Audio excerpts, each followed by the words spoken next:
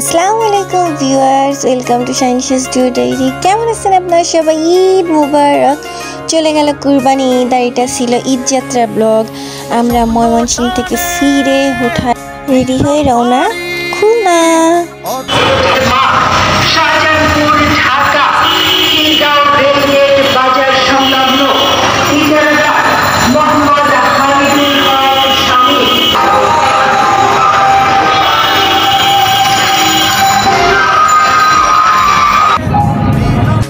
শেষ হাটের দিন গরুর হাটের, আর কুরবানি ঈদের শেষ দিনও অনেকে গরু কিনে নিয়ে যাচ্ছে, আর তখনও হাটের প্রচারণা চলতেছে। আর আমরা এই রাজারবাগ পুলিশ লাইন হয়ে রওনা দিচ্ছি কোথায় বলেন তো? ঈদ যাত্রার জন্য। আমাদের সব থেকে পছন্দের আগে ছিল ট্রেন। আমি ট্রেন যাত্রা খুব পছন্দ করি, কিন্তু এবার বাস, যেহেতু রোজার ঈদে বাসে, রোজার ঈদের আগে বাসে গিয়ে পড়ানোর একটা মজা হয়ে গেছে কোনো বাসে। আর এইবার যাচ্ছি ওয়েলকাম এক্সপ্রেসে। ফুলবাড়িয়া গুলিস্তান থেকে আমাদের বাস ছাড়লো সন্ধ্যা 7টার সময়, আর আমরা বাসায় পৌঁছে গেছি 10টা থেকে 10টা 25-এর ভিতর। আর কি ভাবতেছেন, ঈদ যাত্রার জানি না জানি কত গ্লানি, না জানি কত ক্লান্তি। চাঁদ রাত বলতে গেলে, মানে 10ই জিলহজের রাতে আমরা রওনা দিচ্ছি যখন, তখন রাস্তা পুরাই ফাঁকা। মাঝপথ থেকে আমরা কিনলাম বাচ্চা কাচ্চার বই। কি কারণে জানি না, বইটা কাউকে না কাউকে তো দিতে হবে, একজনের জন্য গিফট। কিন্তু যেদিন গিফট করবো সেদিন দেখবেন এটা কার গিফট। আচ্ছা, সেই ব্লগটা পরে। তো এই যে আমাদের বাসে উঠে গেছি, বাস ছেড়ে দিল, আর একের পর এক গাড়ি চলছে। বাতাস কেমন সেটা আপনারা কল্পনাও করতে পারবেন না। আর রাস্তা কতটা ফাঁকা, ঈদ জার্নিতে রাস্তা দিয়ে এরকম ফাঁকা হতে পারে এটা আমার কল্পনাতীত ছিল। এত সুন্দর ফাঁকা রাস্তা, মানে বলার মতো না। যেহেতু আমরা রাত করে রওনা দিচ্ছি, আর কুরবানিতে যারা বাসায় পৌঁছানো 2-3 কিলো রাস্তায় জ্যাম, 10 কিলো রাস্তায় জ্যাম। রিপোর্টিং দেখেন রাস্তায় জ্যাম, কাটে গেল কোনো জ্যামই নাই। ফুরফুরা বাতাস, মনে শান্তি নিয়ে ঈদের যাত্রা করে রওনা দিচ্ছি বাড়ির পথে। তবে এই জার্নিতে একটু কষ্ট তো অন্যরকম, কারণ ক্লান্ত হয়ে গেছিলাম, এটুকুই যা। অত বেশি কষ্ট হয় না। আর এটা হচ্ছে রেলপথ আর সেতু একসাথে গেছে, তো সেই রেলপথটা আপনাদের দেখানোর চেষ্টা করছিলাম। ডাবল সাইজের পথ যখন আসছে, সুন্দর বাতাস, ফুরফুরা।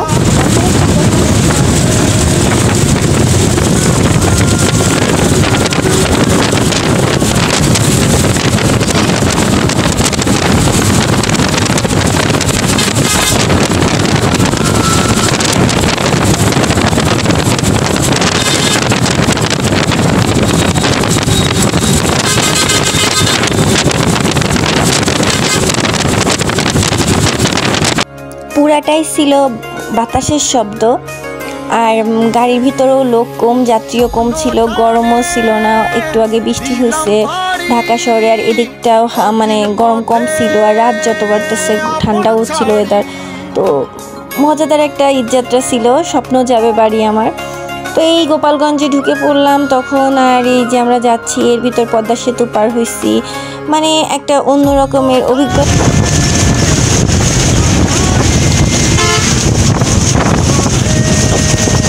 বাতাসের বেগ আর আমাদের অবস্থা দুটোই বোঝা যাচ্ছে।